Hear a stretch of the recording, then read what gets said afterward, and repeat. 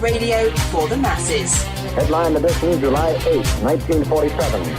The Army Air Forces has announced that a flying disc has been found and is now in the possession of the Army. If the game is rigged, change the game. Game changer. I occasionally think how quickly our differences worldwide would vanish if we were facing an alien threat from outside this world. This is Fade to Black with your host, Jimmy Church, on the Game Changer Radio Network and KGRA, the Global Radio Alliance. I need your help to get to the year 1985. You're listening to Fade to Black with Jimmy Church on the Game Changer Network.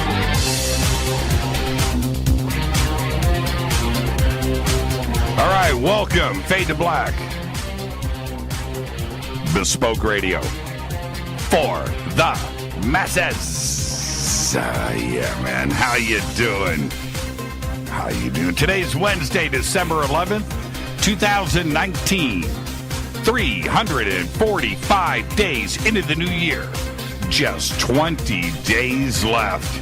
We are live from a bunker somewhere in the middle of beautiful downtown Burbank, California.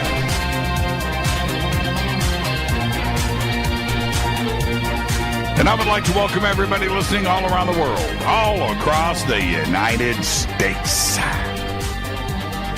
Hither and thither, to and fro, back and forth, up and down, east and west, north and south, far and near. This is Fade to Black for KJCR, the Game Changer Network, and KGRA, the Planets. I'm your host, Jimmy Church. What is cracking? How you doing? How you doing? All right. I'm ready. Wednesday night on Fade to Black. That means a couple of things. One, we have a great guest. Two, tomorrow night is Fader night. And then I can head into the weekend and do housework. That's what that means. I'm excited. Yeah, man. All right, tonight, John Greenewald of the Black Vault is here. That's right. We're going to discuss his latest headlines over at the Black Vault. Got lots to cover. He's been doing a lot of great research and getting it done. We're going to be discussing the news and revelations from his recent articles over at the Black Vault about AATIP, OSAP, the DOD, TGSA, Louis Elizondo. Going to be going through all of that. We're going to be discussing Twitter wars tonight, and we've got a couple of other headlines and articles that he has released lately. We're going to discuss all of that. John began researching the secret inner workings of the United States government in 1996 at the tender age of 15. He targeted such groups as the CIA, the FBI, the Pentagon, the Air Force, Army, Navy, the NSA, DIA, countless others. Greenewald utilized the Freedom of Information Act to gain access to thousands of records. I don't know what the total is now, but I'm going to guess. I'm going to say, well, maybe we'll ask him. I'm going to say he's got 6 million documents. He's probably got another 2 million in his garage that haven't been scanned yet. He's accumulated an astonishing number of documents on the topics of UFOs and the JFK assassination, chemical, biological, nuclear weapons, and, of course, top-secret aircraft. And he's got a new book out. It is called Secrets of the Black Vault. You can check that out. The website is theblackvault.com. And he also thinks he's a radio host. I would like to welcome back to Fade to Black, John Greenewald. John, good evening, man. Thank you, Jimmy. It's good to be here. It's always great to have you on the show. Yeah, you never know where the conversation is going to go, and that's what I appreciate is open dialogue. And I was listening to you today on your program, and one of the things I caught you saying, and I'm going to do this. You had Tim McMillan on, and you had taken the time to tell him thank you for your work. You're achieving success. You're writing for Vice and Popular Mechanics and whatever. But you took the time to do that. And I don't stop and smell the roses with my guests as often as I do, as I should. So I do. This community does need to stop and thank you. You've been doing this for over 20 years. You started at the age of 15. And the success of the Black Vault and its importance to this community and to the world cannot be measured. And I'm taking a very serious moment here to say thank you for that. And don't ever give up. And how many documents do you still need to scan? I got to tell you, thank you for that. I really do appreciate those kind words. In regards to the number, not quite 6 million yet, but I do have about 2.2 million pages online, which you're speaking with the entire staff to the Black Vault, so I'm proud of that number. It has now been a very long time since I started. 23 years in August I hit, so it's been a long time. It's been a lot of fun, but a long time. A lot of hard work, but going back to what you said, I really do appreciate that. Thank you. Well, I'm going to ask you a dumb question. How many scanners have you gone through? And I'm being serious. It's a dumb question, but there's back in the day, right, where you are single page feeding, flipping up the lid, taking one page off and putting in another page, and it's clunking through its stuff. That is crazy talk. Are you using some? Do you have some crazy high speed sheet fed right scanner? Yeah, and funny you should say that. It's about at the end of its life. This was one that I purchased. I've gone through quite a few to answer your question. I don't know how many. When I started the Black Vault when I was 15, I couldn't afford a scanner, and my parents really didn't know I was running a website. And very quick story: I originally designed a legend for typing in the documents by hand. And so what I would do was literally get the documents from the government and type them in and create an HTML, essentially a text mock-up, not to be too geeky here, but I would code it in. And when documents were blacked out, I would develop a code for that.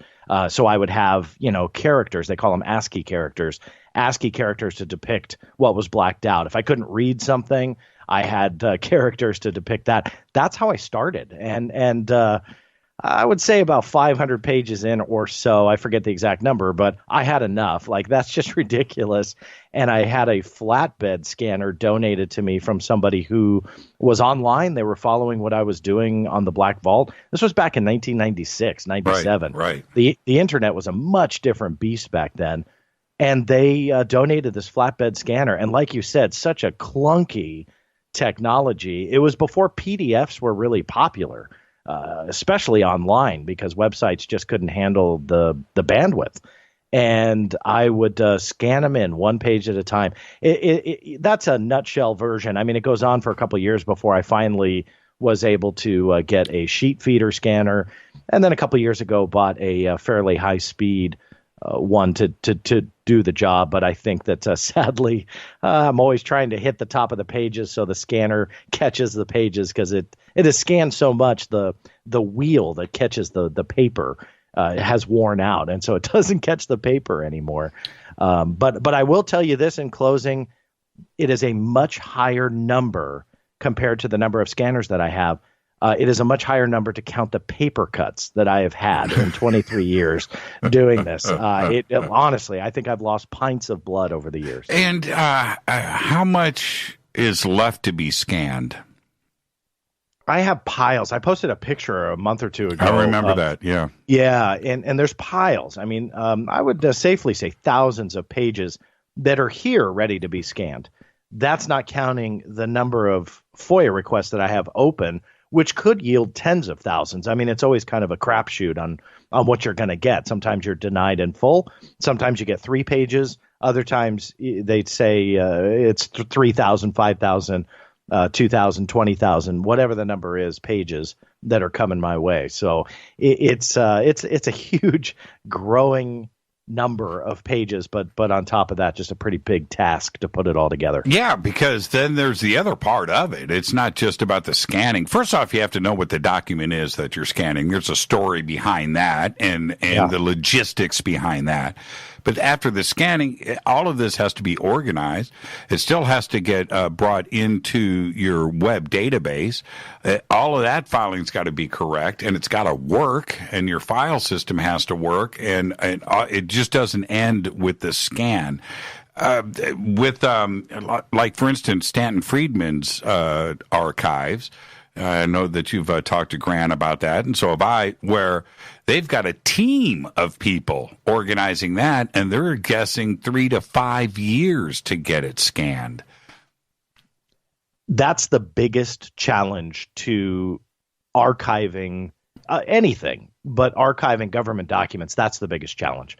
And I wish that I got to see Stanton's collection at his home. I've been was friends with Stanton for a very long time, to the tune of about 20 years. Mm-hmm. Sadly, never got to see his home. And my friend Chris Rutkowski, who's a great researcher in his own right, had sent me a picture when he had visited Stanton Friedman of being in his bunker and just mounds of paper. And it was incredible to see, because Stan was such an amazing, smart, intelligent individual. And then you see these mounds of paper and you're like, holy heck, how'd you find anything? And yet he probably knew exactly where everything was.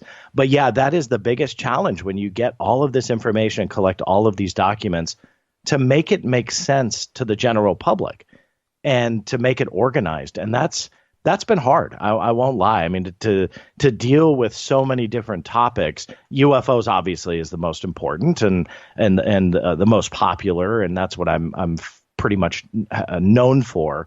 But I go after secrets on anything and everything, and the Black Vault really does encompass all of that research. So again, to try and put it all into one central database, it's very challenging. A lot of fun, but a big challenge. Now, on top of the Black Vault, you've been a television producer for many, many years. You're researching, you're doing your journalistic stuff. Now you've got a radio program that you're doing too as well, Black Vault Radio. You've got a lot of things that are in addition to FOIA request and the amount of time and investment it takes to stay on top of a request that you've sent out. You have to do all the follow-up on that too as well to continue the Black Vault's actual mission, which is FOIA documents and its database. So now you are a researcher, you're a journalist, and that's what you are here tonight to discuss. How do you find the time to juggle all of this? And you're a dad. I mean, how do you pull this off? Yeah, it's challenging. I won't lie. A couple years ago, I had started a business which is away from the Black Vault, unrelated to UFOs and government secrets, but created a business to kind of selfishly be able to try and do stuff like the Black Vault as a hobby and have the business work and support the bills. But I didn't know I'd do it full time. And lo and behold, I was able to do it. And so I'm in a very lucky position where the business that I run allows me to do some things with the Black Vault. That is starting to diminish as the business grows. But that was kind of a selfish thing to pursue, but it was one that worked out for me, which is why I'm able to kind of do the Black Vault as a fun hobby. I love it. The radio, I love it. The live streaming, I love it.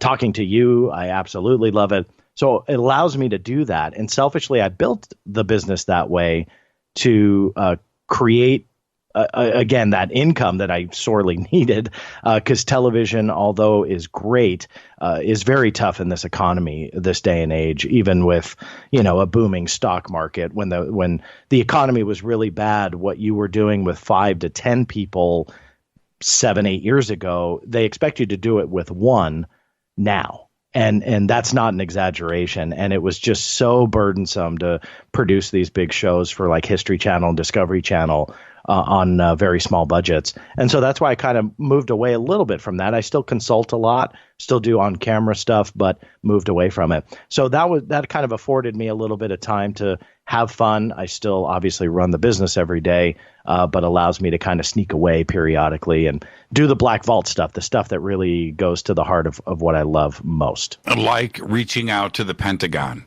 which it seems like you now have I think you have a hotline. And you are able to find the time to do this type of research and journalism because that is another tireless effort. And your article, which I just posted about a week ago, when I read the article, I thought to myself, well, it was the headline that grabbed me, and the way that you say, the way that you presented it, here we go, here comes the curveball. All right, and I thought, now, for John to say that, something is this is before I read it, right? Yeah. Here we go, right? Well, I'm going to jump ahead before we go, then we're going to come back to this. But the article itself is about the Pentagon claiming that they want to correct the record and that they now need to state that AATIP was not a UFO or UAP program. This is very interesting. We're going to get into all of this, but I want to get before this. Were you reaching out to the Pentagon about this, or was this another accidental road bump that you happened to drive over? It was a bit of an accidental road bump. The quick explanation is when I received the statements from the U.S. Navy that those videos that have been circulating were UAPs, that was a huge turning point that obviously made international headlines. And I had immediately started researching other aspects because that opens up. This is the importance of official statements that I think sometimes the general public misses, is that the minute something goes on the record and is backed by the U.S. military or the U.S. government, you can use that in FOIA requests and future requests. Now, as you just stated, sometimes they do change it. This is true with not only UFOs, but other topics as well. And that does happen. It's rare, but it happens, and it happened in this case.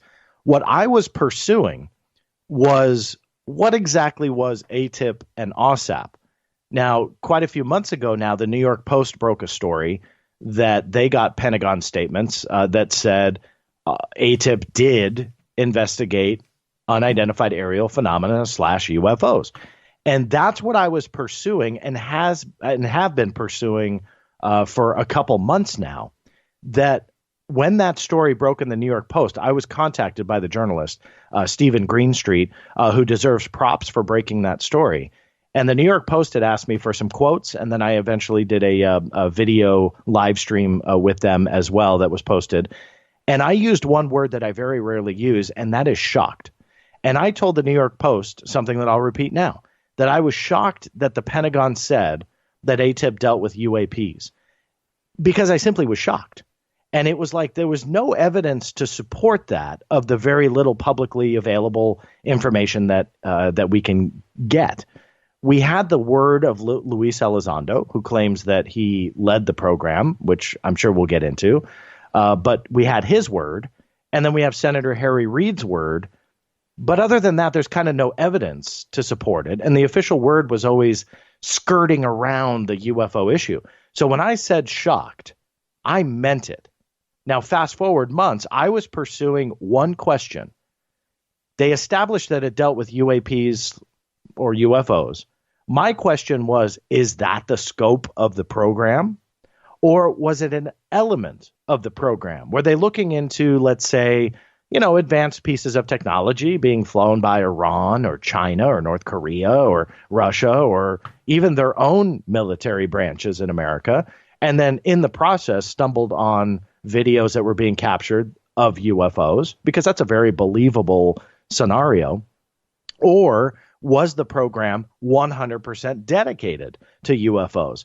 And so that's the question that I was pursuing. I wasn't saying, hey, look, guys, you want to change your statement because I'm here to break that story for you. Right. That wasn't even a thought in my mind. And that was the question, one of the questions. There were actually 11 total And we can get into that too if you want. But that was one of 11 things that I was pursuing throughout four different branches of the United States military and departments within the U.S. Government. And so those 11 points that I was pursuing funneled all into one desk of the Pentagon as they have changed their process of handling these requests. And the answer to that question that I was pursuing threw that curveball. And it was, yeah, we said this in the past, but we're going to change it.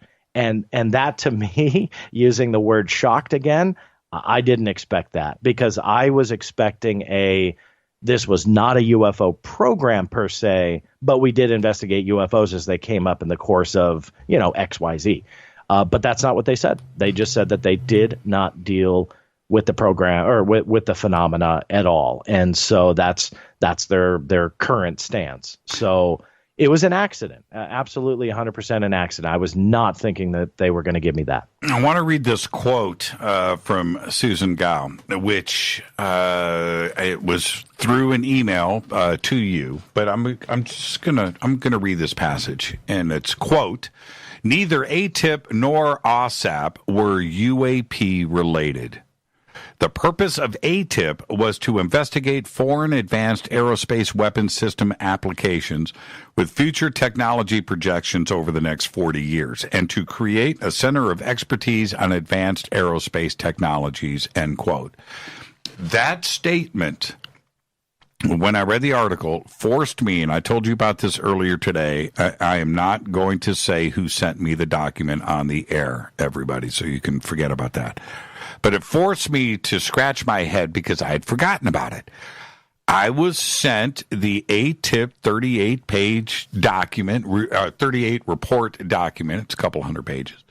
I was sent that in October of 2017, before the launch of TTSA, before AATIP was a word. AATIP didn't pop out into the public until December 16th of 2017. That report, which I read fully, I dismissed. I thought it was science fiction. I thought it was fantasy. I recognized the names of the people that were involved in writing, or some of them, in writing up these reports, but they had nothing to do with UFOs, had nothing to do with alien or ET technology. And it just seemed to me that forward thinkers were putting their thoughts down into words about possibilities. That's what I thought of the report. And I dismissed it. I still have it on my hard drive now. And I went back and I looked at my email and I looked at the dates and I went, oh, man, the reason why I forgot about it was because I thought it was a nothing burger.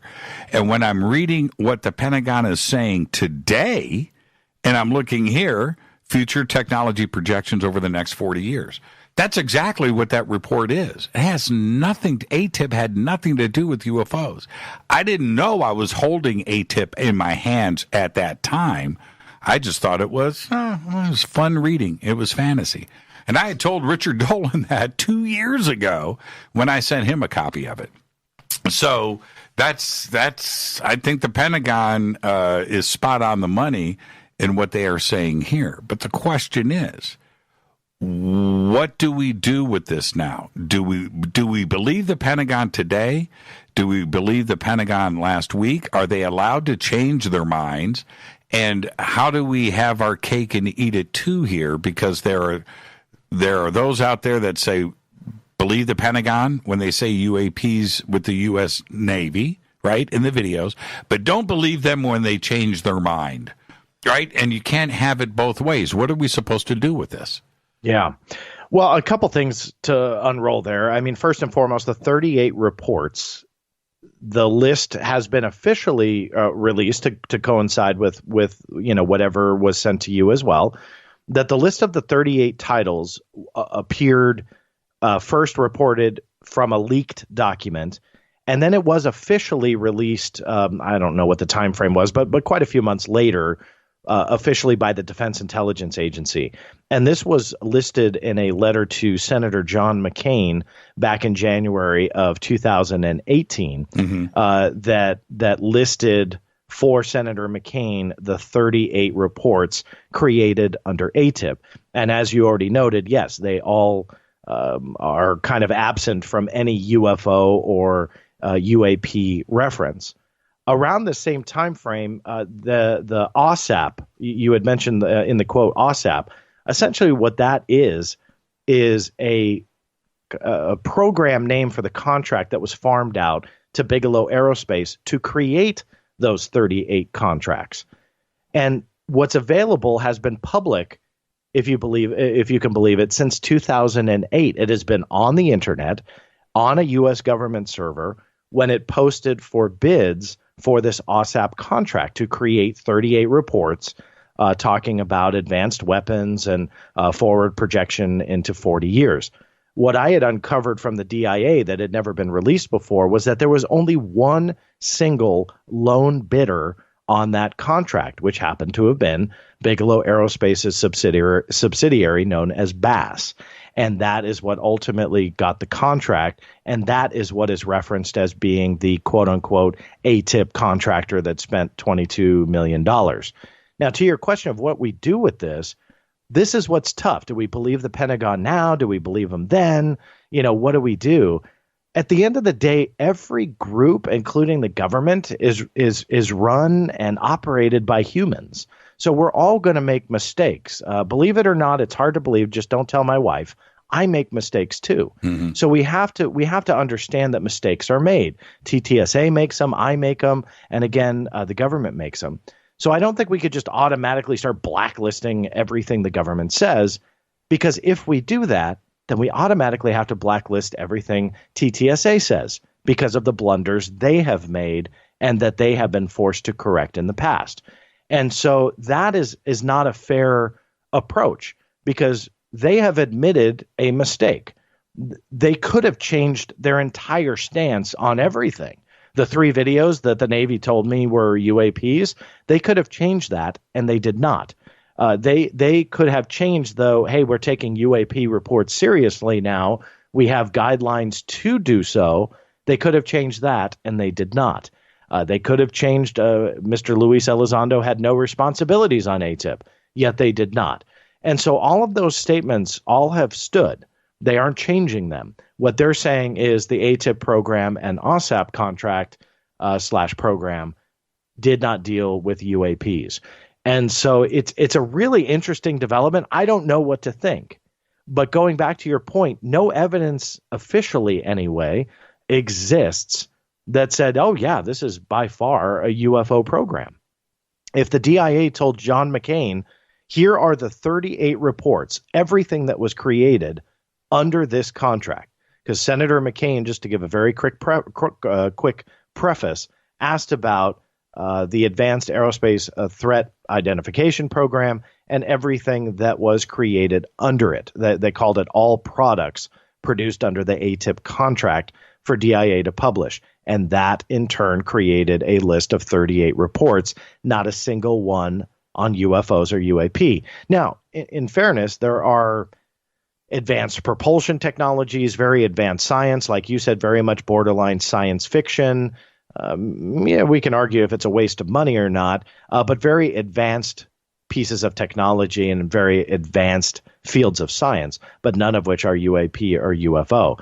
So that goes back to what I told the New York Post. I was shocked when they said it was UFO or UAP related. But at the end of the day, right now, there is no evidence that supports this was a UFO or UAP program at all. I just don't see it. And we may see it tomorrow. Maybe there's a FOIA release that I'll get or someone else will get. Right. Who knows? Maybe that'll be produced. But at this point, it's just not there. And so, yeah, we have to entertain the possibility that the Pentagon is telling the truth. This is Fade to Black. Our guest tonight, John Greenewald of the Black Vault. More with John right after this short break. Stay with us.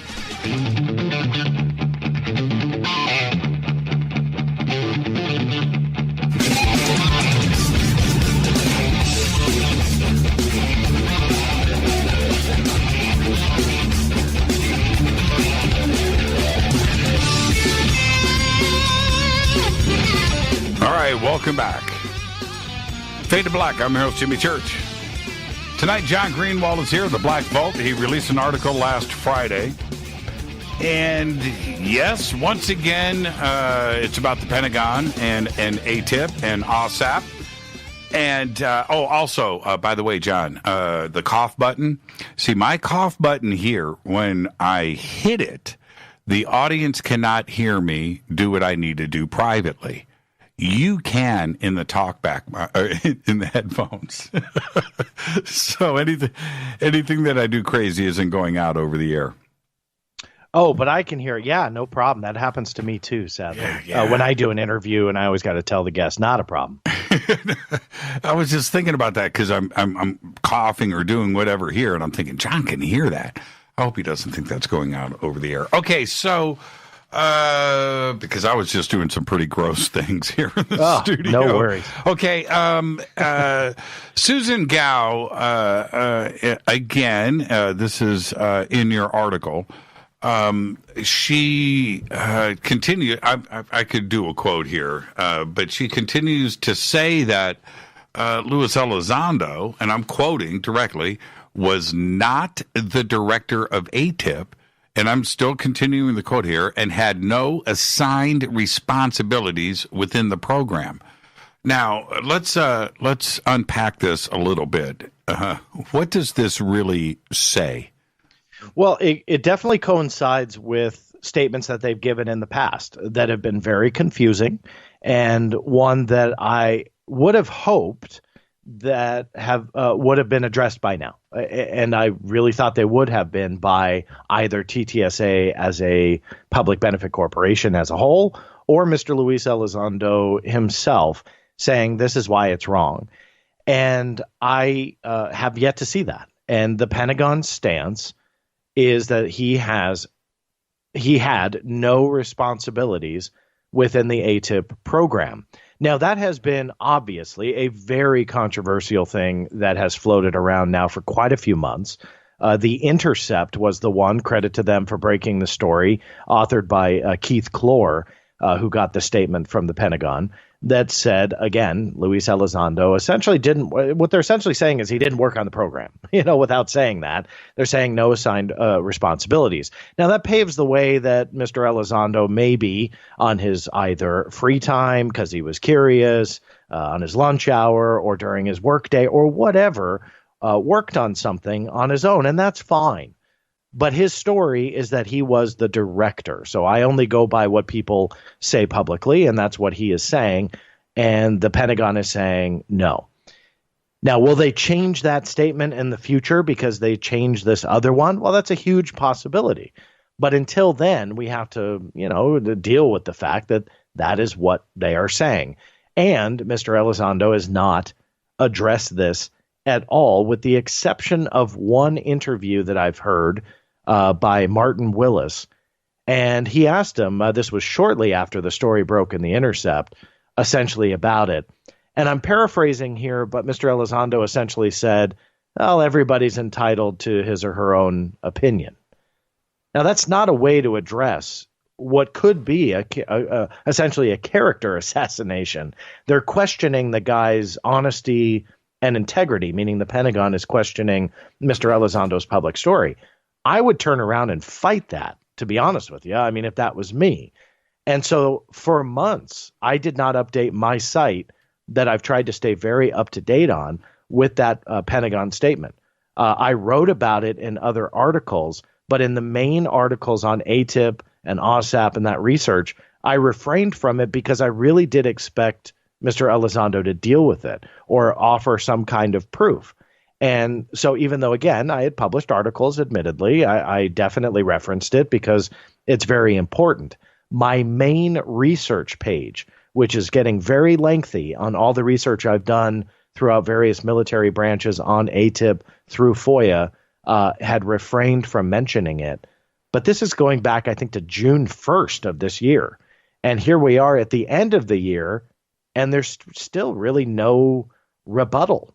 All right, and I don't get it. Yeah, and I feel like I just interrupted you, but that's okay. I want a clear understanding here for the audience. Sure. AATIP was nothing more than those 38 reports. With all of your research and documents and what you have learned, has AATIP extended beyond that boundary of the 38 reports that were written up? Well, be prepared to be confused, because I'm confused and I love this stuff. This is where much of the confusion is on what is the relation between AATIP and OSAP and what did it do. I'll tell you quickly the three different stories that are being put out there. Okay. Mr. Elizondo says AATIP was not OSAP. It was a different program, and it was essentially spawned from the OSAP program. That's story one. Story two comes from Dr. Hal Puthoff, which happens to be a co-founder of TTSA and an undisputed member of the essentially the OSAP contract, working for Bigelow, who helped author these 38 reports. According to him, AATIP was not a program at all. It was just a nickname, and it was actually OSAP that was the program. That's story number two. Story number three just came from the Pentagon, one that, again, very much surprised me, because I would have bet money about the about this hierarchy being reversed. But according to the Pentagon, OSAP was just the contract that was given to Bass. AATIP was the overall project that OSAP was under. All three of those stories contradict each other. No two can be right. So who do you believe? And that therein lies one of many conundrums that is plaguing this story, that it just doesn't make sense. Now, to your question, did it go beyond those 38 reports? The only official evidence that we have right now is that letter that the DIA had written to John McCain, and that outlined the 38 reports. This is what's interesting, is that John McCain asked about the AATIP contract reports. The DIA sent him the 38 reports. You would assume those were under AATIP. However, the ones that have leaked out, the select few of those 38, if you look on the cover pages, they all reference OSAP. So the question is, John McCain asked about AATIP, and DIA said, here you go, and all the reports that have leaked out thus far say OSAP. Now, what does that mean? Are they the same program, different, or is that all AATIP was, which is what's called essentially a paper program? So they invest $22 million, and then they farm out to a government contractor this contract, and they say, okay, we want you to research advanced weapon systems and so on. And so that government contractor meets the requirements set forth in that contract. The contract itself has not been presented, either leaked or officially, but that's essentially how it works. So all the evidence shows at this point is that AATIP as a whole, being the umbrella project, pretty much generated the 38 reports under the OSAP contract that was given to Bass. I remember you and I discussing this exact subject almost 2 years ago. Now, remember, we're December 11th, 2019 now. Okay, so it was sometime early last year. You and I were going, is OSAP, because now, we had the report and we were looking at it and trying to figure this out. Was OSAP AATIP, or is AATIP OSAP? What is OSAP? And we were trying to unpack it then. And here we are at December 2019, no closer to trying to figure this out. We've been chasing this for a while now. But this possibility number 3 from the Pentagon may answer the questions that you and I were throwing at each other almost 2 years ago. Do you lean towards choice number 3 now? Are you leaning in that direction? I don't know which way to go with this myself. I don't either. And up until about a week ago, and I've said this on multiple occasions, anybody can, fact check me. I actually believed Mr. Luis Elizondo on it. I thought OSAP was the umbrella project, and AATIP spawned out of that. I believed him. And Dr. Puthoff, who I have asked, and he has never returned that request for comment, why is there that discrepancy between the two? And I wrongly thought one of them must be right. And I would have bet money in a card game that Mr. Luis Elizondo was right. Lo and behold, pursuing the answer to that question that you and I have kicked around now for, 2 years, is that which one was right. In pursuing that, the Pentagon says, oh, by the way, no, that's not true. And AATIP was the umbrella. OSAP was the contract that was farmed out to a government contractor. And so that again was another curveball that it was, just showed me no matter what you think and no matter how hard you research and no matter what you do to kind of think things out, you can very much be wrong all the time, given the Pentagon is right. So I don't know who to believe. I really don't. I honestly have zero clue. But the evidence shows that those 38 reports were it. And the reason why I say that, again, is the DIA, an intelligence community agency, communicating with a United States senator saying this is everything AATIP did. Now, are they lying to Senator McCain? Possibly. We'll entertain that possibility. But at this point, that's an official document. And for the DIA to lie to a U.S. senator like that, saying this is everything that program produced, that would be very newsworthy, and it would open up a lot of other cans of worms. Well, in those 38 reports where there's clearly nothing to do about UFOs or UAPs or phenomena or researching videos or crash saucers or anything like that, that is not what those 38 reports are about. And they were just reports. There was no investigating going on there. And so for Elizondo to be the director of a report think tank, right, which is what AATIP was, I don't get that. Maybe a project coordinator where you're assigning homework for everybody. Okay, let's go that far. But clearly there was nothing in those 38 reports about UFOs. But Elizondo himself said, and I'm quoting here, I need your response, AATIP itself spent its entire time on UFOs. End quote. Now, obviously, that is not the case. There's nothing about UFOs and AATIP in those reports. And then he continues, he says, in 2019, at the Anomalous Aerospace Phenomena AAP conference, he said, AATIP was a 100% UFO program, period. It was not looking at airplanes, end quote. I don't know what to do with this, John. It's clearly contradicting each other. Either you take the reports in AATIP as for what it is, and you listen to the Pentagon, or you listen to one guy, Elizondo, saying the exact opposite.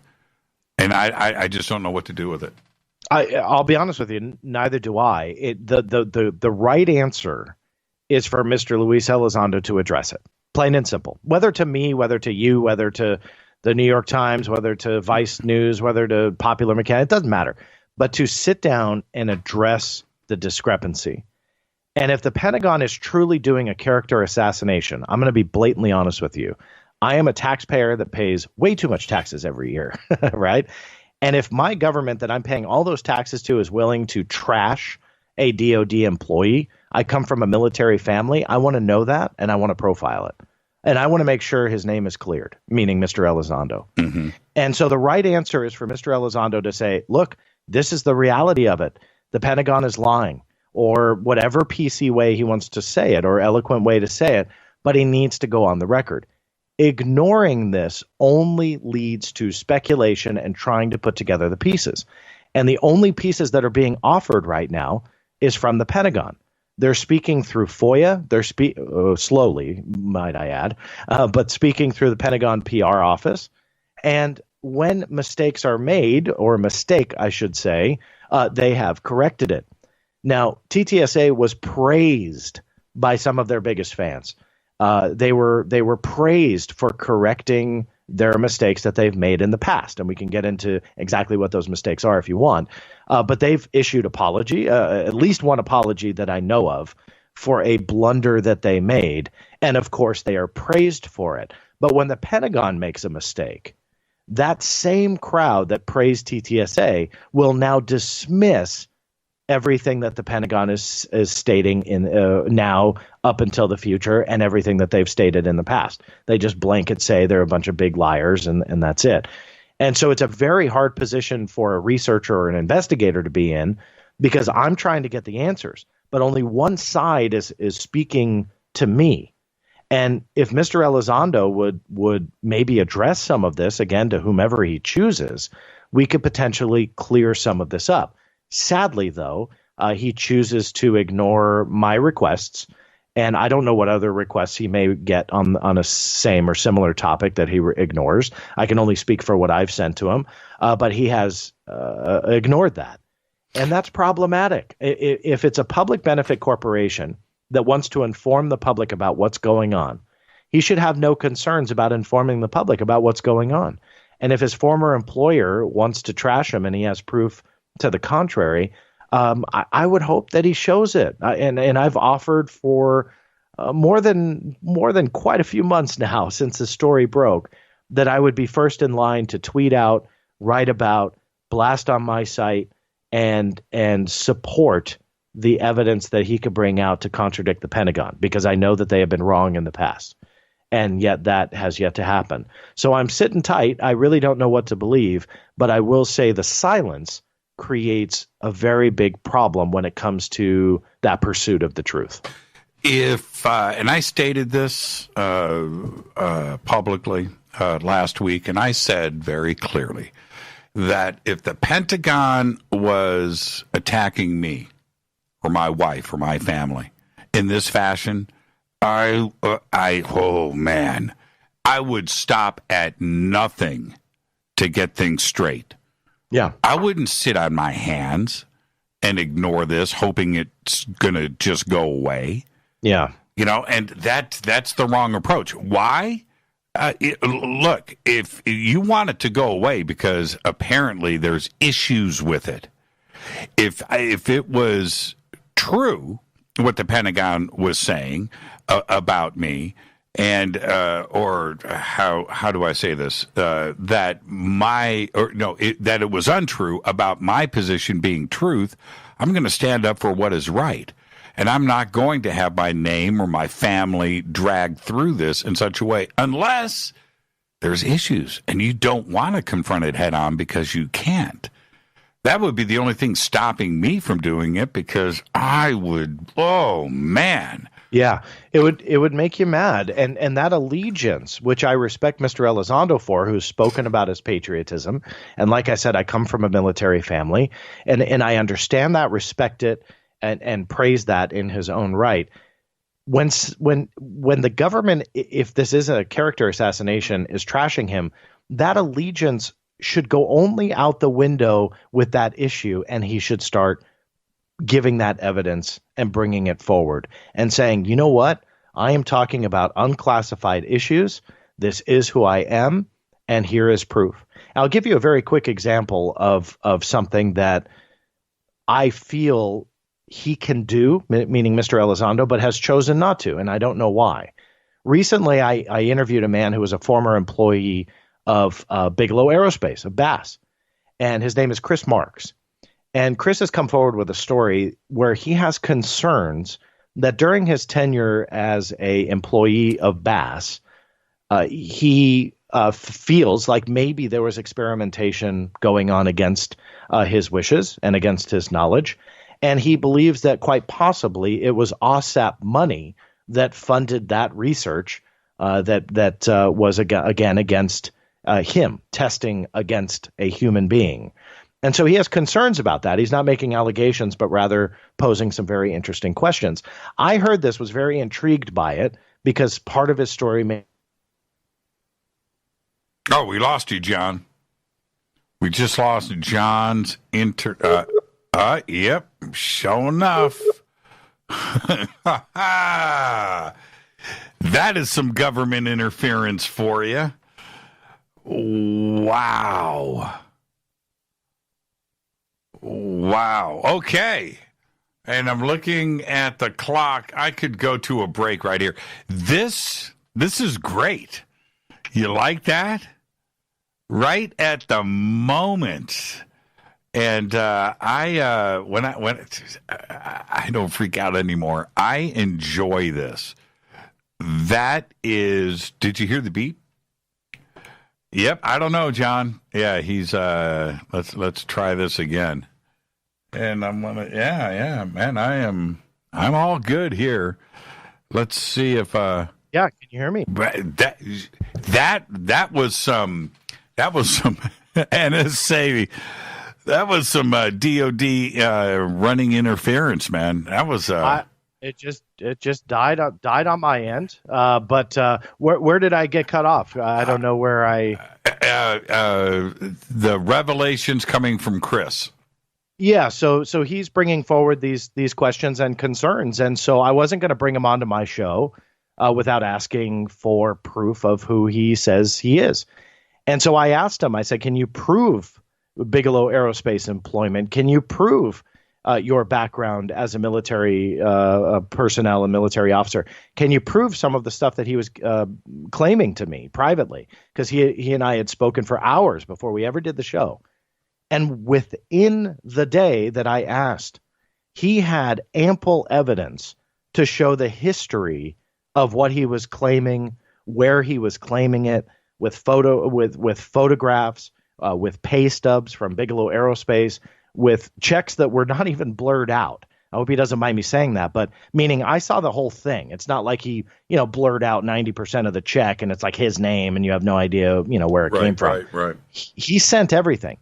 And my whole point in bringing this up, because I do give him kudos for that, is that if somebody has questions about who you are, you should be able to kind of essentially prove it. And that's what I would hope that Mr. Elizondo will one day do with someone that says, you know what, I did work on AATIP and here's proof. Here's an unclassified report that I created. Here's an unclassified message that I sent with my signature line that says, director of AATIP or whatever. There's got to be something. In the DOD and the Pentagon, you don't just work on things secretly and no one knows. Of course there's black budget programs. Of course, there's secrecy going on. Of course. But for only one man to be operating within the Pentagon that only he can prove, I just don't buy it. So I'm hoping that evidence produces itself like, again, Chris was able to produce to me when somebody asks or questions your work history. And to date, that has yet to happen. I have, and so do you, and anybody else. I have a paper trail of everywhere that I've ever worked, going back decades. I would have to go through boxes in my garage, but I got lots of stuff, right? I just got stuff. I got business cards. I got whatever. I got company party pictures. I've got email, letter, reports, things done, pay stub, taxes, everything. I've got all of it to back everything if I had to, only because we all have our stuff. We have it, so one piece of paper and then we could just move on. I had made I got to take a break right here, but I made this comment last week.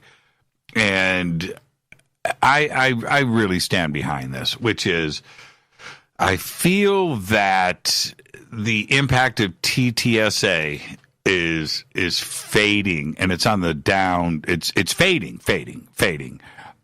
Certainly compared to where it was 2 years ago. My interest is fading with it. It's just like it's almost like they're a canceled check. It's almost at that point where I'm not concerned about it anymore. And your article only solidifies my loss of interest, right? That this just may be nothing, and that the entire community got stirred up and their emotions, and everybody was so happy. And here we are 2 years later. Let's take a break right here, John. This is Fade to Black. I am your host, Jimmy Church. Our guest tonight, John Greenewald of the Black Vault. We got lots more to talk about tonight, and we're going to get to all of it when we come back. One of them that we're going to talk about the FAA. We're not quite done with the Air Force, though, or the Army, or the Navy, the Marines. And we're going to talk some Twitter, too. We'll be right back after this. Stay with us.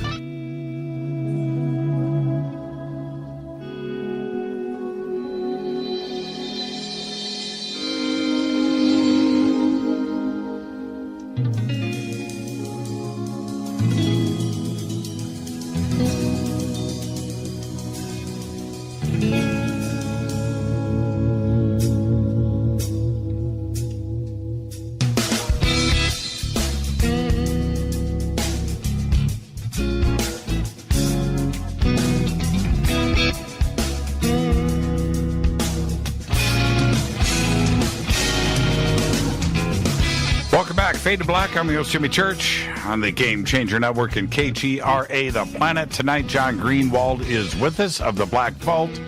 Tomorrow night's Fader Night. Open lines all night long. It's my favorite night of the week, besides when John Greenewald is on with us. John, check this out. We have a strange situation that we all need to just get out there and understand. Because when the Pentagon or the military says the Navy, UAPs, right? That's what's in these videos. The videos are UAPs. Suddenly, everybody's happy. And I'm glad that the media grabbed the story. I remember you and I being on Coast to Coast that night, breaking this from the weekend, and then Monday, right? Oh yeah. Man, that was a pretty fun ride.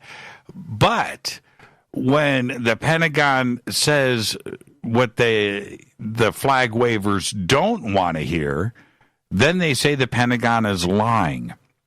And we have a very it's like we're walking paradoxes in the UFO community, right? It's just like it's the strangest thing. It changes the definition of paradox. And now I have to ask, what is the rest of the military doing with the UAP subject? That's the Navy came out and dropped the UAP bomb. What about the Air Force, the Marines, or the Army? Do they have any procedures for reporting UAPs? Yeah, I haven't published this yet, but I'll talk about it with you. I did get another statement from the Pentagon that is, nothing earth-shattering yet, but it focuses in on the Air Force. Because what you just asked is a very natural next question to, hey, wait a minute, if the Navy is taking this seriously, what about the branch of the military that primarily flies in the sky? What are they doing? And the U.S. Air Force has been eerily silent about the whole thing with the U.S. Navy. Now, I've tried to pursue statements now for months since those Navy statements came in with the U.S. Air Force. Finally, last week, I did get a short statement that, number one, the Air Force does not have any UAP guidelines, procedures, manuals, or anything. So contrary to what the Navy is saying, that these UAP, whatever they are, that are creating a concern over the threat as they are doing these incursions on Navy installations, the Air Force is not saying the same thing. And that really boggles my mind a little bit, because it's like, well, a foreign intelligence here on Earth, or let's say a foreign intelligence maybe not so much on Earth, if they are spying on us or coming down and they're surveilling us, they're not going to lean over and whisper to each other, okay, only go to U.S. Navy facilities. Don't worry about any Air Force ones. So if the Navy is having the problem, why wouldn't the Air Force?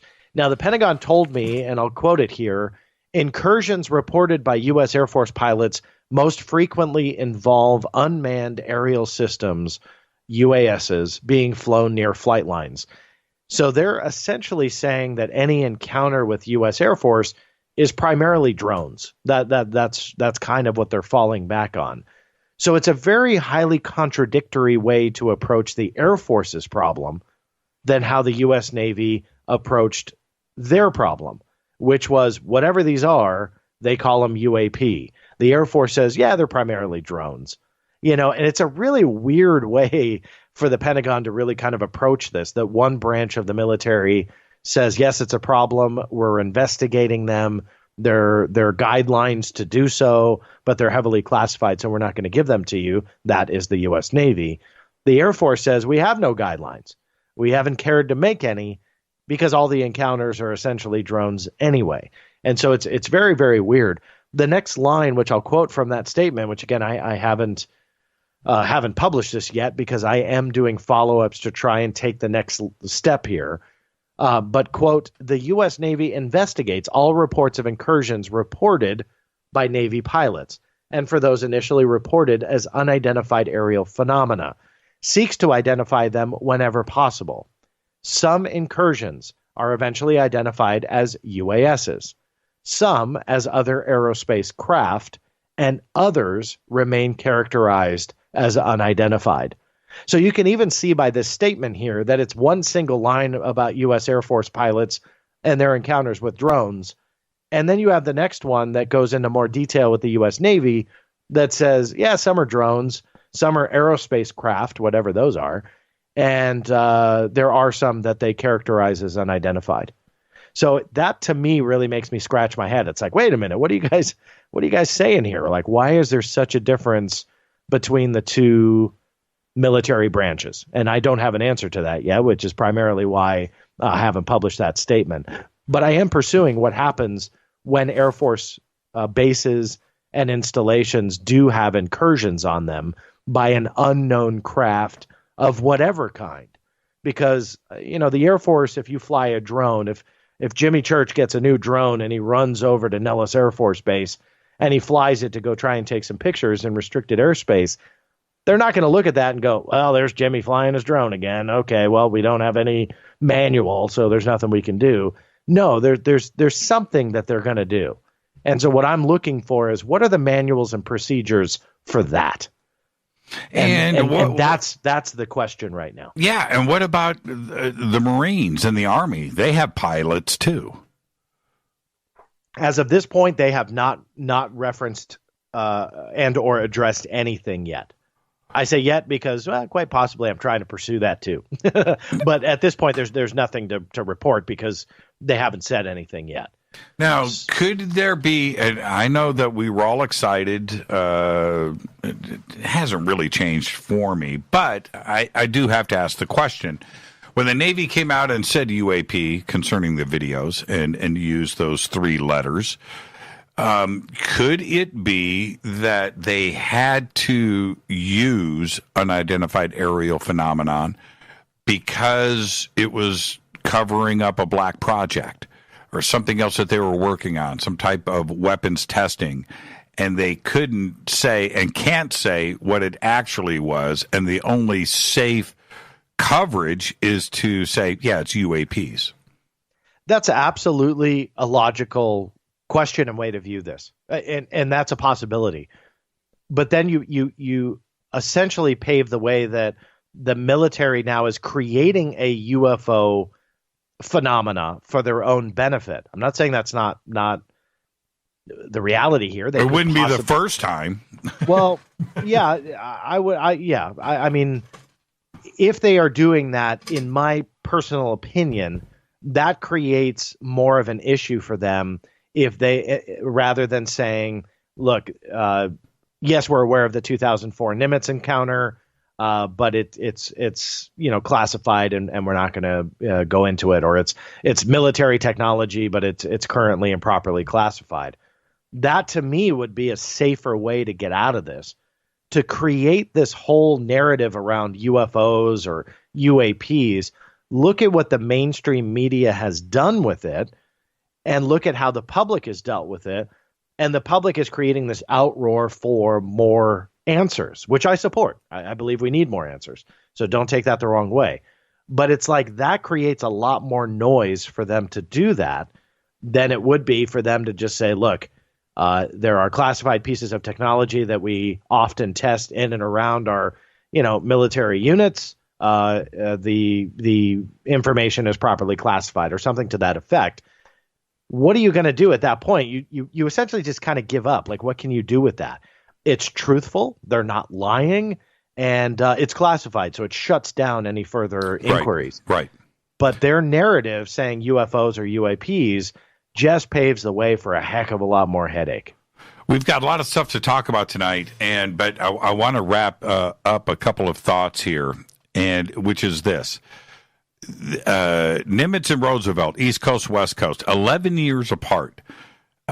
Do you feel, this is a yes or no question, do you feel that the phenomena that occurred at both locations, although it was 11 years apart, were the same phenomena?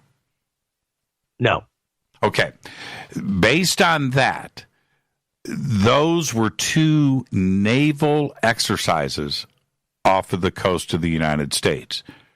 Very similar environments, right? Naval exercises, 2 aircraft carrier groups. It's the Navy. The encounters didn't happen in wartime. It didn't happen over land.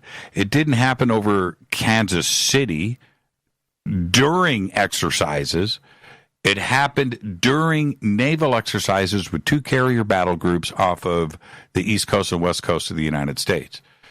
Why isn't that simple question? It's too much coincidence going on here, right? It wasn't an encounter with the Air Force in Germany at Ramstein. Right? Yeah. We're talking about 2 very strangely similar environments. And why isn't that question being put out there more and being addressed directly? Well, I would argue that it is actually being put out there. The problem is actually getting answers. I'll only speak for myself here. I did pursue one of my 11 points that I referenced. I did ask specifically, let's get away from the UAP thing for a second, and focused in that if the Air Force was testing classified technology, utilizing it against the most powerful Navy in the world, but essentially seeing how pilots could track it, how pilots would react to it, what were its capabilities. That, to me, is a very logical way to look at it. Mm-hmm. However, the Pentagon stated, paraphrasing here, but stated that they do not do that without the Navy's knowledge. And in addition, they also told me that during the process of the Navy investigations, they do coordinate with other military branches to cross-reference whether or not whatever the UAP was, could it have been, let's say, Air Force technology. So what they're saying is during the course of the investigation, they do reach out to the Air Force. I am pursuing that, which again is why you haven't seen some of those quotes yet, because there's still some open-ended question marks. So it is being pursued, but I can tell you that the article that you did read, published just days ago, that you did quote from, that took since at least September 1st, since I was sending those questions out. And so from September 1st to pretty much within 24 hours of my publish, that here in almost mid-December, that is how long it takes. And so the military is not quick to address any of this stuff, especially when you're possibly encroaching on a classified area. But I did find it very interesting because that was an out for the military. They could have said, yes, we absolutely test within the vicinity of naval exercises. Sure. And they didn't do that. And so they essentially said that they would not do that. Now, that doesn't mean that that's gospel and they possibly wouldn't test classified technology. But again, that's the official word. The road that we have been on, and it's been a fun ride for a couple of years and trying to figure all of this out. I'm not sure where we are today, but I get the feeling that we may have seen all that we're going to see out of the Pentagon as far as videos go, cooperation, or the conversation about UFOs. Everything that could have happened has already happened.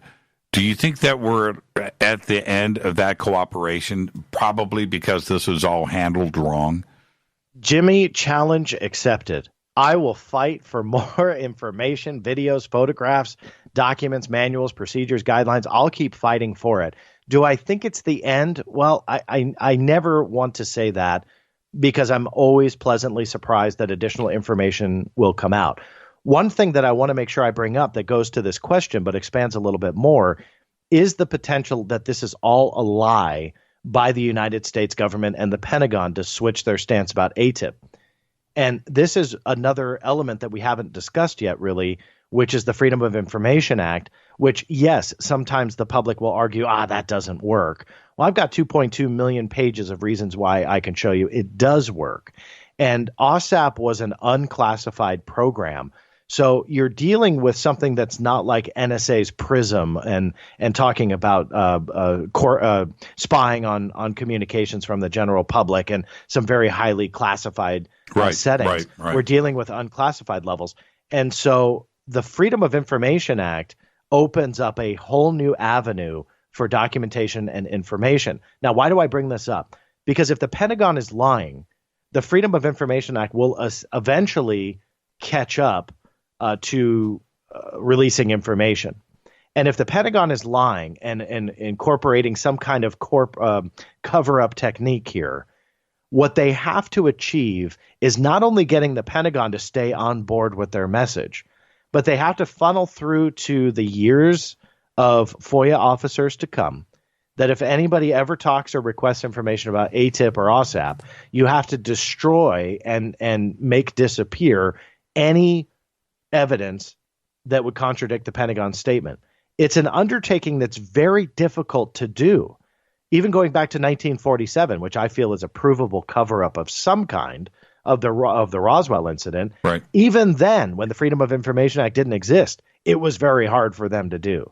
That was before the electronic age. That was before the FOIA. That was before all this stuff, and yet they were unable to cover it up. Now, when you add all these other elements in the 21st century, it's near impossible. So if this is some kind of lie and cover up, that evidence will be released in the weeks, the months, or maybe even the years to come. But I think it will come out. And in that respect, I would say this is not the end. Maybe the Pentagon will say, you know what, we're not doing any official statements anymore, but the documents come from a different office. And so that's why I would argue this is definitely not the end. And I will continue to seek out that information. And if that information clears the name of Luis Elizondo, I will be quick to post it. I have no problems with that. I wish he would communicate a little bit more with the general public and some of those questions to help address what the Pentagon is saying. But until then, the next step is to wait for some of these FOIAs to be processed and see what they yield. Yeah, I look forward to that day because I've wasted way too much time on something that isn't real.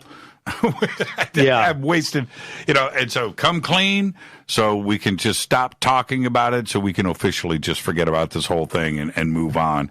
The other part of the Pentagon statement that we didn't address tonight yet, which is OSAP and AATIP.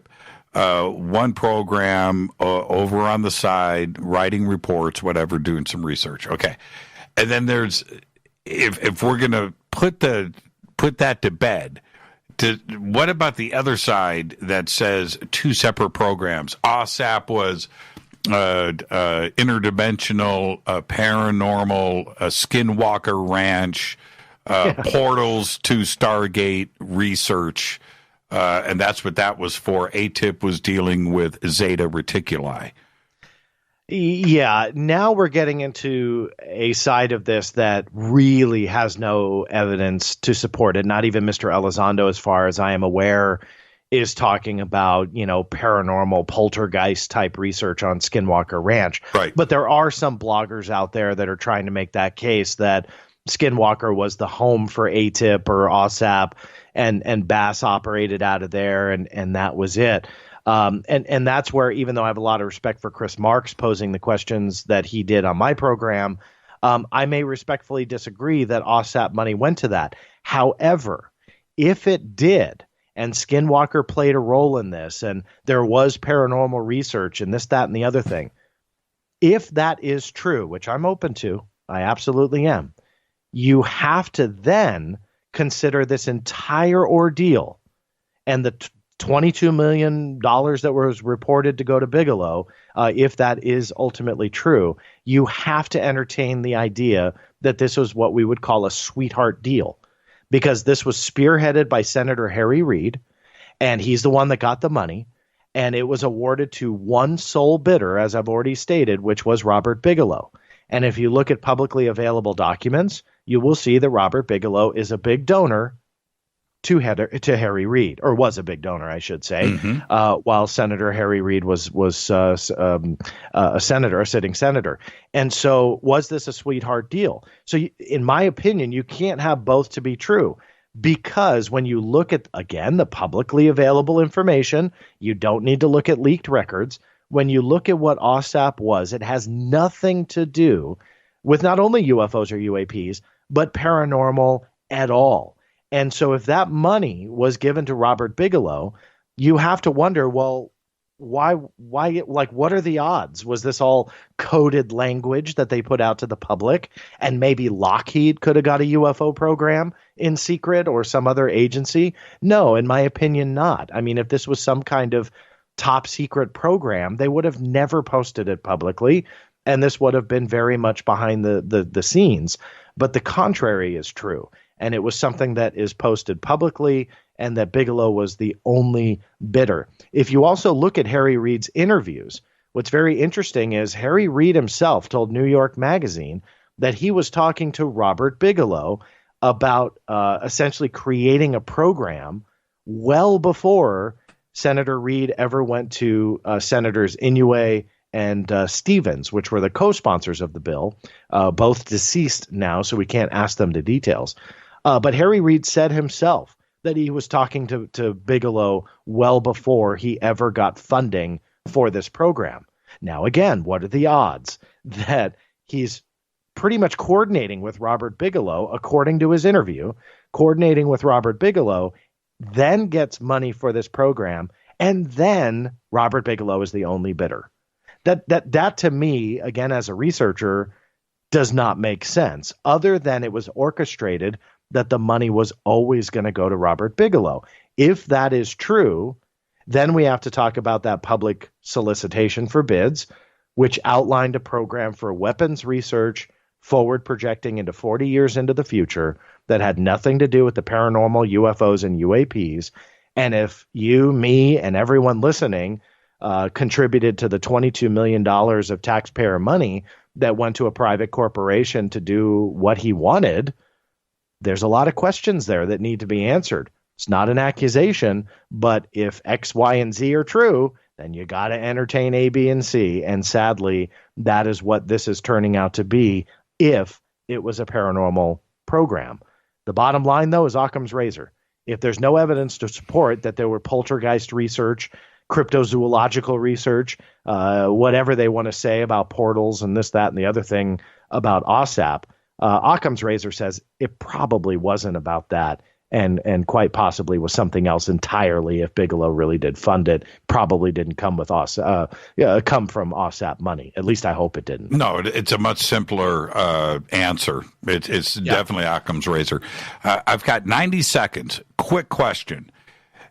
The talk has always been about military personnel being seen at Skinwalker, that there was a military influence there, whether it was Army, Navy, Air Force, Marines, Rangers, SEALs, would have special forces. Are we at that point now, certainly after speaking with Chris Marks, that U.S. military personnel inside of the United States was on a privately owned ranch that was doing paranormal research? Are we at that point now? Are we in the fact side of this? Well, I don't believe so, no. And very quickly, within your 90 seconds, for the United States military to operate on United States soil, there's a huge legality problem with this. And so in my personal opinion, those aspects of the story are embellished. What we do know from someone like Chris Marks, who, in my opinion, has more than enough evidence to show he was there, he worked there, whether or not it was OSAP money, who knows? They are former military. Chris has a great investigative background, highly trained. So it would absolutely make sense that he was hired to do investigative things for Bass. Again, arguably whether or not for OSAP, who knows? But again, his background really shows that. So former military, absolutely. But active military, the military with boots on the ground, operating a United States intelligence community operation on U.S. soil, I'm sorry, I don't buy it. I'd like to see evidence, but I just don't buy it at all. Let's take our break right here. This is Fade to Black. I'm your host, Jimmy Church. John Greenewald is here. Man, what a great conversation, John. Stay right there. We've got so much more to talk about, and I'm going to get Bob Lazar into the show tonight. We'll be right back after this. Stay with us.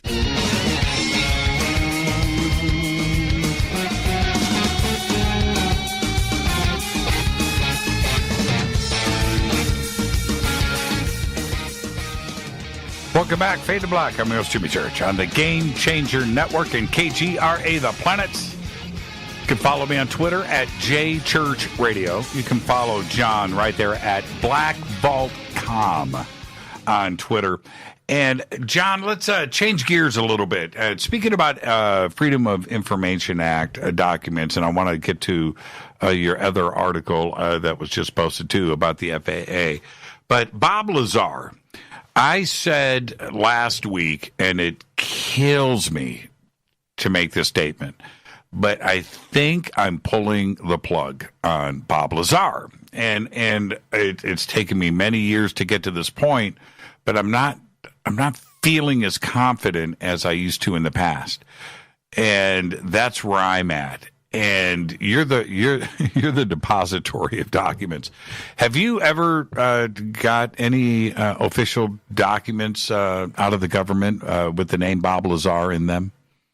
Well, you won't like the one I did get from the government that had Bob Lazar's name. It was from the Intellipedia system. That's kind of the intelligence community's equivalent to Wikipedia. It's an internal system. There's actually 3 systems that incorporate it. And I actually found Bob Lazar referenced as pretty much being a hoaxer. They talk about his pseudoscience and pretty much making up the story about Element 115. So although there was no meat to the information, they do reference him as being this essentially storyteller about Element 115. What I have pursued, when you had said that before the break, I kind of went through my database here of FOIA requests. I do have an open request about United Nuclear, which is Bob Lazar's company. Now, as we know, it was quote unquote raided during the film of Jeremy Corbell. However, investigative journalist Tim McMillan chased the police records, the local police records where Bob Lazar's United Nuclear was located. And there was really nothing about, looking for Element 115. It was essentially a raid that was conducted for being tied to a murder. And that this guy who, not Bob Lazar, but this guy who had murdered his wife used something called thallium and potentially had ordered it from Bob Lazar's company that sells kind of these exotic materials. And so they went in looking for records and receipts. So nothing supported the whole Element 115 thing. But I heard that the FBI was there. And so even though Tim McMillan had gone after the local records and the state records, I went after the FBI records. That is still being processed. However, it doesn't look like anything is in the time frame of that raid. United Nuclear has been in trouble before with the law. So Bob Lazar has had quite a few different run-ins through United Nuclear. So I do have that being processed. One of the other things, though, you might find interesting, I have had this on my desk. I have it in my hand here. This just came to me about a week ago. This was not planned, by the way, if anybody thinks this was a coincidence. No, I'm on the edge of my seat. Okay. Yeah. Okay, so what is it? Well, as we all know, Bob Lazar's book was just published here in the last month or so. And that's another interesting TTSA connection. It was published by a company that is TTSA's company or To the Stars' company. So Tom DeLonge and To the Stars Academy, or To the Stars Media, I guess, is the one that published this book. But they tried to kind of hide it, in my opinion. They I don't know if they're embarrassed of publishing Bob Lazar's book. In my opinion, the Lazar story, albeit is interesting, in my opinion, is fiction. I don't believe that there's truth to it. And so I think To the Stars was essentially trying to shield that they published his book. It came out that they did. Well, in the book was a foreword by George Knapp. And there was an interesting little bit in there about Congressman Brian Philip Bilbray, I believe it is, that went to the FBI. And I'm kind of paraphrasing what's in the foreword, but essentially what it was saying was that Bilbray went to the FBI trying to verify Bob Lazar's history and employment. And the FBI essentially said, after researching it, looking into it, that Bilbray was not cleared, I guess, and that he was denied access to the information. And so the FBI pushed back and wouldn't answer his question. Well, what should be noted is that anytime a senator or a congressman communicates with an agency, a federal agency, there's a paper trail. There's actually congressional correspondence logs, which keeps track of everything. And yes, I've got tons of them, and it's really interesting to see those communications. So I filed a FOIA with the FBI looking for not anything about aliens or UFOs, but rather the communications that Bill Bray had with the FBI. And they came back after a wait that said that they had no records. There was nothing there. So I appealed it. I said, look, there's a book that's being published now. Here is exactly what it says. And I had I had it verbatim in the request, what the book says. And I got the FBI to reopen the request based on that information. They went back into their records, searched all the logs, searched all the information, and there was absolutely nothing. And they gave on December 3rd another no records request.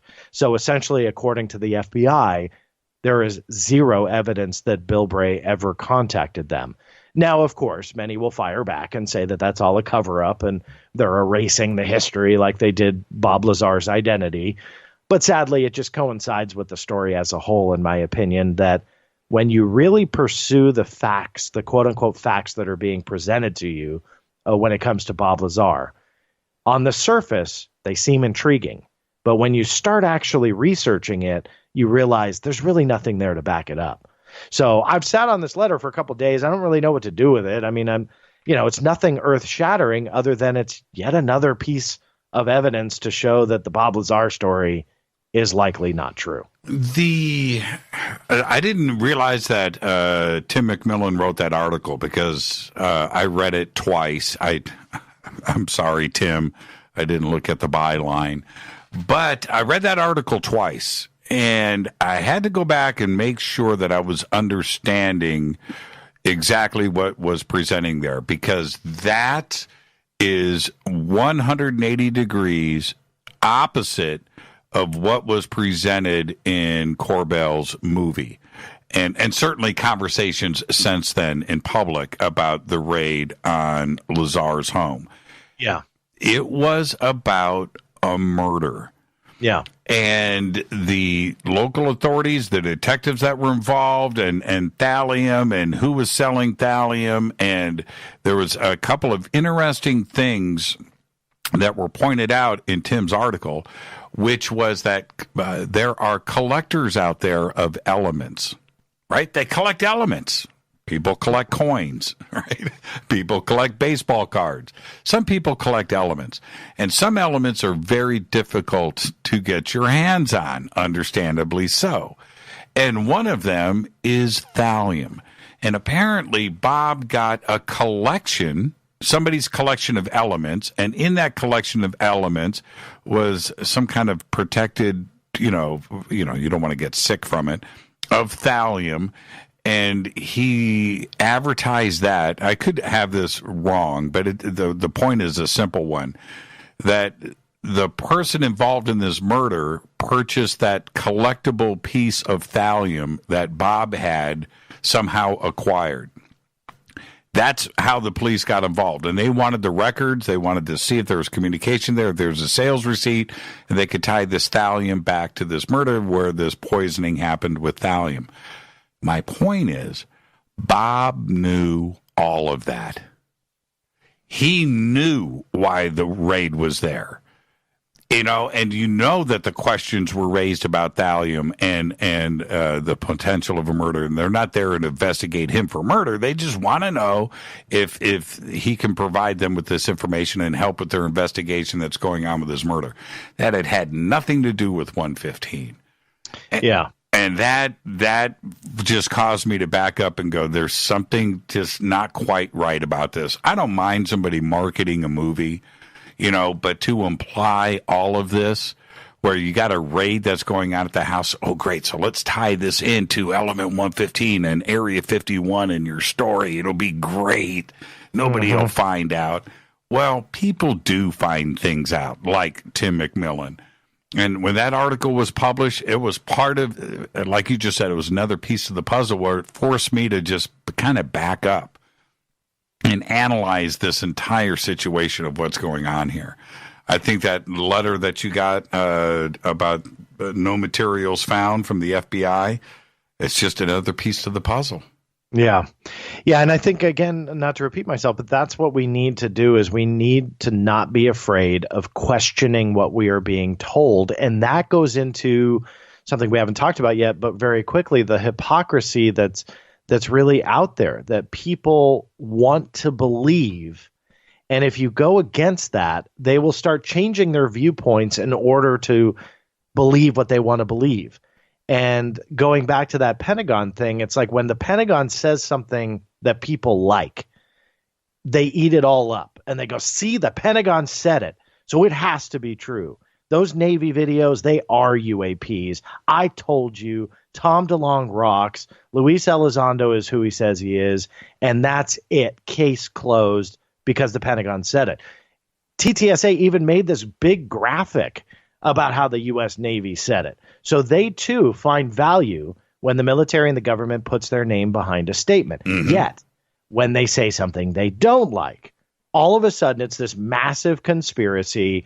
It's a cover-up. It's a smear campaign. They're trying to assassinate a character.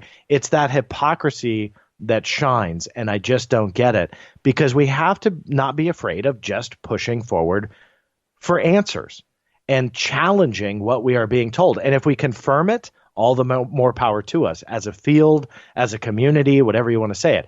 If it doesn't confirm it, we need to question it and address it. So Bob Lazar, Jeremy Corbell, whomever, should really kind of approach this and go, okay, well, maybe it wasn't about 115. Or if they think it's a massive cover-up, then say it. TTSA has to address the Pentagon thing. If they think that what is potentially human error and that they accidentally said that AATIP was UAP related when it wasn't, well, let's put that on the record. Let TTSA say the Pentagon is lying, or let's say that there is a cover-up job, or whatever they want to say. That discussion needs to take place between all of these big players in these stories. And for me, as a researcher, investigator, when you look into them, we have to push back. Even if we believe it, push back and say, I'm going to challenge this. I'm going to go for the documents. I'm going to go for the records. I'm going to go for proof. And if you don't find it, then maybe we have that conversation. But when one side just remains silent, you need to question that too, because that silence is a piece of the evidence. And here's the problem. This is the real problem. People out there, wonderful people, have had encounters, have seen something strange in the sky, something crazy, a black triangle, just something insane. I have seen the same things. I know that clearly there is a phenomenon in our skies that isn't from this earth. It's clearly defined as that, okay? Not mincing it. And those people out there, like myself, that have seen what we have seen and are questioning things, we also need the support and the honest efforts from others out there. We don't need to be let down by something that is out there for money, chasing fame, making things up, not being, because it's disappointing. And we've got too much emotionally invested in all of this. It doesn't change my narrative. It doesn't change what I've seen in the skies or any other witnesses out there, that have had real encounters and have seen things. And that's the problem. When I say that I'm pulling the plug on Lazar, that doesn't mean that I don't, that I haven't seen what I have seen. Yeah. Right? That doesn't change, and it doesn't change for everybody else. But everybody needs that support. And when we're so close, right? We got the Pentagon, we got the DIA, they're behind us now. We're getting close to this. Finally, we can move forward. I'm not crazy. And then boom, all of this stuff happens. It's very disappointing, and I feel for this community. And I will always say this, John, it's community first. And it has to stay that way. It's the community first. Well, it should be. But sadly, in 21st century 2019 ufology, I feel it's not. And you had mentioned Twitter earlier. I mean, you if you want a dose of what this has become, check out some of the stuff that goes in on Twitter. And we should be able to have a conversation like you and I are now, and even off the air, where, sometimes we don't agree. But at the end of the day, I would sling a burger with you on a barbecue and we can cheers a beer together and we're friends, right? Right. That's the way a community should operate. But there has been in the last 2 years this vicious pushback by some, not all, but some of the supporters of this TTSA effort. I call them the super fans, that if you go against that and if you do challenge what Mr. Elizondo is saying or what Tom DeLonge is claiming or whatever, when you do challenge it, you are destroyed. Well, they attempt to destroy you. They come after you with everything that they got, and it gets vicious. Not facts. They stay away from those. Those are apparently poisonous. But they come after you on a personal level. And I mean, I've had people fabricate about me, lie about me, even threaten about me, or to me, I should say, about this topic. Why? Like, why is there this cultist mentality by some that you are with us or against us? There is no middle ground. You cannot ask questions. And when TTSA speaks, it is the gospel according to TTSA. And that is something that we have to get out of. And it doesn't have to be kumbaya community all around singing songs, but good God, let it go already with these attacks and so on and so forth. And what may come as a shock to some of those super fans that I reference is that ufology stretches far back, well before 2017 and well before 2004 when the Nimitz encounter happened. Ufology has an enormously interesting history that is now being ignored. And it's like ufology started in 2004 and then it hopped to October 2017 and that's it. And that's what these again super fans are all about. And I worry about, if you want to call it a community still, I hope that that's the truth. But I worry about the community if that is what this has become. And I worry about the future of UFO research simply on the fact that the discussion, the conversation, the debate that we should be having within ourselves, conversations like this, are not taking place anymore. And there's tweets and name calling and threatening and this, that, and the other thing. I won't name the name, but somebody told me that someone well connected to TTSA, you'd recognize his name, referenced me, and that I was that anybody who was speaking out against TTSA should essentially die. Now, really think about that for a second. That they should die. Like, how ludicrous is that to say? And yet, that is the level that this is sinking to. And I worry. I really do, because we should not get to that level. We should have a conversation, or we should question, because that doesn't mean that you're fighting or making a denial. That means we're questioning. And sadly, some people are losing that. Yeah, if you go into that zone of is staying outside of real research, and you go into that kind of zone, I disconnect.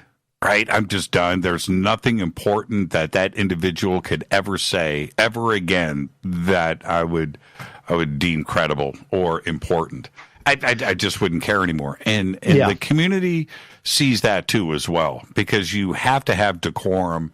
If you're going to be a researcher, you're going to be a part of this community. If you're going to be a commenter, then you need to be professional and show respect. And once you get outside of that zone, your colors are shown. And that's really the bottom line there. I don't know, John. Mike, I made a comment. I don't comment often, but I did on, I think it was a Grant Cameron thread a couple of weeks ago, and it was about TTSA. And my comment was this: look, we need to really think about how we are going to address TTSA 5 years from now. You need to stop and think about how we are going to look back and think about this whole situation. Because today, right now, we don't know much. We don't know much. We don't know what the objectives are. We don't know what the attitude is. We don't know what the reasons are. The whys, there's so many whys, questions, why? We don't have the answers to any of that. We don't. Are they a media company? Are they researching UFOs? Are they a CIA front company? Are they none of that? Is it something very serious? 5 years from now, are we going to look back and be thankful? Or 5 years from now, are we going to look back and go, do you remember that company TTSA? Right? But that's all in the future. Today, we don't know. And that's where we're at. There's no reason to fight. There isn't. We don't have anything. There isn't anything on the table, really, of substance to fight about. Yeah. Well, I think that going to your point about we don't know what they're going to be, to be honest with you, don't think they know what they're going to be. 2 years ago, they, I don't mean it negatively, but were soliciting for investors based on the fact that they were seeking what they were seeking without essentially government oversight. Without the worrying about the priorities of the U.S. government. And again, I'm slightly paraphrasing there, but you can go back to their Wayback Machine and on their website and see exactly what they said. I had tweeted out the screenshot the other day, but regardless, they were saying that they weren't connected to the government. Fast forward about 2 years later, and they publish a press release that they are partnering with the U.S. government. They create an agreement with the U.S. Army to essentially research their metamaterials that, let's just say, are connected to extraterrestrial pieces of technology, that they have created this agreement to share the results first with the United States military. And when you do that, all of a sudden, and by the way, that line about no government oversight or however it was worded is gone from their website. And so now they've created this agreement. And now they are giving that material, which again could potentially be UAP extraterrestrial technology for all I know, they are handing it back to the military. What arguably is the capstone of this cover-up, the orchestrators, the puppet masters, whatever you want to call them, they are potentially the ones calling the shots on what we, the public, either knows or doesn't know. TTSA banks themselves on being the ones that are getting away from all that, reducing the stigma and breaking that reliance on the government to come forward. And fast forward 2 years later, they've created this agreement to give the metamaterials over to the Army and or the results or whatever will take place. But the bottom line is the military is going to find out if there is a extraterrestrial connection first. And what I will very quickly say is, let's say that is all true, and the metamaterial analysis comes back, or the analyses come back, that there is a extraterrestrial element to whatever these pieces are, one or all of them. The military is going to know first. And if you know anything about national security, and if you know anything about the history of the cover-up behind this topic, the military has 100% full power in the interest of national security to confiscate that material and classify it. And I believe that they are putting themselves in a really bad spot if they do have something. And so going back to what you say, I don't think TTSA knows what they are, because who they wanted to be nearly 2 years ago is completely contradictory to what they are doing now. Oh, man, we didn't get to thank you for that. We didn't get a chance to talk about the FAA article. I need to take a break here. You want to hang on and come back to this? Sure. I can hang for a few. Let's do it. This is Fade to Black. I'm your host, Jimmy Church. It's overtime with John Greenewald of the Black Vault. We'll be right back after this short break on the Game Changer Network and KGRA The Planet. You can follow John on Twitter at BlackVaultCom. The links are right there. Up in Twitter in the sandbox. I'm your host, Jimmy Church. Follow me on Twitter at JChurchRadio. Stay with us. We'll be right back.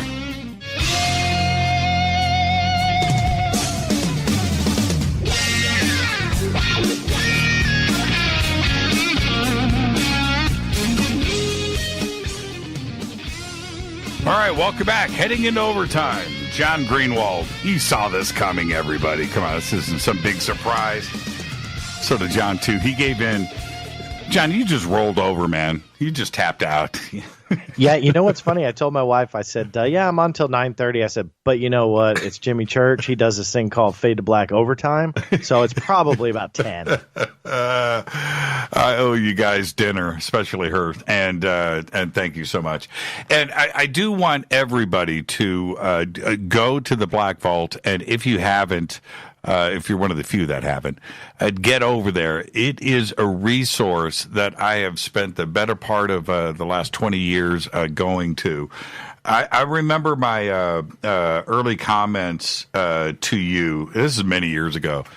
When I literally said to myself, sitting in my condo, and I stumble on the Black Vault. I swear, John, I thought I was going to get a knock at the door. It was like, this can't be real. And it's called the Black Vault for a reason. This has got the secret stuff. I found my place, and everybody needs to go. The articles are great, and your new radio show is great too as well. But it is an endless amount of research. You just get going and you don't stop. It's so much fun. It's so much fun. So everybody go visit the Black Vault, which takes me to this article that you just posted. You posted this today. Today, yeah, this was today. And this is the headline. FAA denies tracking UFOs. Publishes database containing UFO sightings, and the quote here, and I want you to respond to this. The quote here is: the FAA does not track UFOs. Right. Okay. Please contact the National UFO Reporting Center. Right? And I thought that's kind of strange to say it like that. I didn't know that the FAA had that kind of relationship with the National UFO Reporting Center, but that was the reply that you got. Yeah, that was the first one. And not to jump in, but very quickly, that came about, I would say 2 months ago when I was pushing the FAA for, hey, the Navy is saying this, what about commercial pilots? And so that was it. That was the entire statement there's two lines there, but very, very short. The FAA does not track UFOs.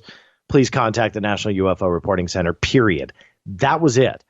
And when I got the Pentagon statements last week, which is the other article that dropped here in the last week that we've already talked about, and they kind of backtracked their previous one of their UFO comments, it was at that time when I started researching, okay, there's got to be a U.S. Air Force manual that talks about, again, that drone incursion. And so even though I'm waiting for statements, I thought I would just go on my own to research what that was, in order to kind of fast track the process and figure it out on my own. And in that process, stumbled across this FAA database doing research on various government systems. And it was about drones, UASs. And very quickly, the difference between a UAV or a drone and a UAS is that a UAV or a drone is often referred to just the craft or the drone itself, when a UAS is referring to the drone and the human operator. And so the FAA creates this database of UAS sightings. Again, that Jimmy Church that runs out to Nellis to fly his, new drone, right. That would end up in this database, essentially, if it hit the commercial side or showed up on a tower radar or something like that. And so as I'm going through this, I realized, wait a minute, there's not only UAS sightings in here, but UFOs as well. And it was completely contradictory to that very short statement that I had received. So when I found that, published it, I created a huge PDF export of all of the Excel files so people could read it a little bit more easily.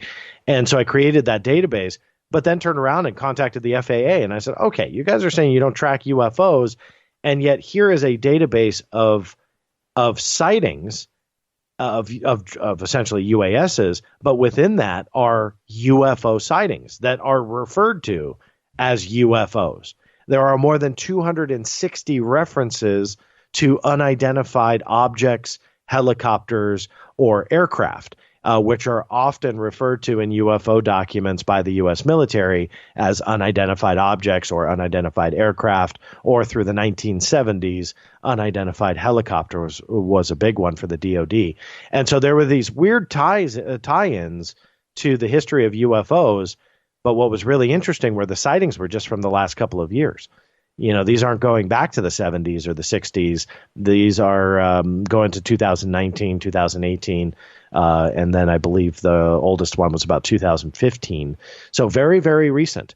And so, yeah, I wrote this article outlining some of the UFO cases that were within it, and then reached out to the FAA again saying, hey, this is fairly contradictory because you're saying you do not track them, and yet here are cases of you tracking them. So what's the deal? And so they got back to me and gave me the explanation. They released the cockpit recordings from Oregon off the coast, and also Arizona and New Mexico, that flight pattern there. I think it was from Phoenix going to Santa Fe or Albuquerque. And those were about a month or two apart. And for the FAA to release those into the public domain, which were very exciting UFO sightings. I think the ones up in Oregon involved FAA team pilots back to the FAA towers. And I thought to myself then, how cool is this that the FAA is releasing current, I mean, this is real time. The events happened during that time period. UFO sightings and military and commercial pilots discussing this. But yet they want to turn around and say that they're not tracking UFOs, but yet they're releasing cockpit recordings. It doesn't make any sense, does it? No, not at all. And credit to the Drive and Tyler Rogoway for breaking that Oregon story, because that was fascinating a couple years ago when he got that, just because of the information that he received, showing this contradiction that UFOs were obviously a real phenomena. Pilots are seeing them. It's on the radio. And so fast forward to now the last couple of months when I've kind of been pushing the FAA saying, what do you guys do when that happens? Because Oregon wasn't a lone incident. This is obviously happening. In the article, I outline, I didn't know this, there's 16.1 on average million flights every year handled by the FAA. That's 44,000 flights every day in the United States. That's a lot of eyeballs in the sky. And so it's only natural that UFOs would obviously be seen. And so that's what kind of boggled my mind, that they're not interested in it. Why would they forward it to a privately run civilian agency called the National UFO Reporting Center? Now, I have a lot of respect for Peter Davenport. He works very, very hard up in Washington State doing that. But why would the FAA just kind of dismiss everything? And none of that made sense to me, which is why I was kind of intrigued and surprised to find the database that that's where these UFO cases, or potentially where the UFO cases are ending up within this drone database. And they publish it publicly. I mean, this was not something I had to fight under the FOIA for. This was just by kind of a little bit of luck, I won't lie, trying to research a United States Air Force manual, but then stumbled on this obscure database hidden within FAA.gov, and kind of stumbled across that and went, wait a minute, this is pretty interesting. So I would think that the military should take the same concern, namely the U.S. Air Force. But again, it's that weird contradictory. U.S. Navy says, yes, we investigate. U.S. Air Force says, no, we don't. We have no procedures. Then on the commercial side, FAA says, we don't track those. Go to the civilian side. Oh, by the way, here's a database with a bunch of UFO encounters in it. I mean, it's like across the board, nothing makes sense anymore. I don't know who to believe. Yeah, I want to ask Peter about this, because I think it's a very important point that the FAA, that's federal, and having an arrangement with a civilian organization that's not a government body of any kind. But that's interesting that they wouldn't be turning these reports over to, say, the Air Force or the Navy. But I'm wondering from Peter, how many reports does he get from the FAA each month? I know he's been a guest on this program. He's a great guy, and he's always on Coast to Coast. But I've never heard that reference coming from Peter that I got this report from the FAA, and this is, I wonder what that ratio is and how many reports actually come in. And that isn't under government control anymore. Peter's a civilian, and you and I can pick up the phone and ask him these questions. And I think that's a very interesting response from the FAA on this. Yeah, absolutely. I tracked down the air traffic control manual that specifically mentions UFOs. It's Section 8 in an order they call 7110.65 for anybody taking notes. And you can download this. It's in plain sight. It's a one-page, very short section, and it's entitled Unidentified Flying Objects, and they mention the National UFO Reporting Center. But very quickly, in an article I published about I would say about a year and a half ago, I actually looked at the lineage behind some of these manuals and how they have dealt, meaning the FAA, how they have dealt with reporting. And I actually tracked back all the way to, I believe it was about 2007. It's not in front of me, but how the progression of the manuals had unfolded over the years, and how Bigelow Aerospace, starting with NIDS, then with BASS, was communicating with the FAA trying to get their information into the manual. And from about 2009 to about 2013, Bigelow Aerospace's subsidiary BASS was listed in the FAA manual, including their telephone number to report UFOs. Now, as we all know, Peter does great work and publishes his stuff public. Sadly, the BASS material, whatever went to them, is all shielded, I would guess, in whatever system they used and not public. But I actually tracked down the emails between Bigelow Aerospace and the FAA and the communications for them to change the information in the FAA manual. So it's really kind of interesting to see the progression of how the FAA has dealt with UFOs and how they have, in writing, forwarded people to privately run organizations like BASS, like the National UFO Reporting Center.